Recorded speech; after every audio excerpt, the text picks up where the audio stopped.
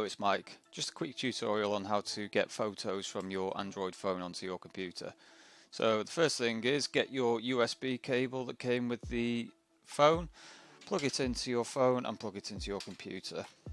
If you get a notification on your phone, click allow access, and then your photos are usually stored in DCIM. This one's got a card in, so this saves onto the card instead. So there's the camera, there's the photo, so I'm going to drag that over to pictures,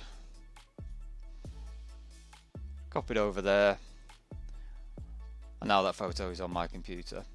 Thanks for watching. I hope you like this video. Don't forget to give it a like and click that subscribe button.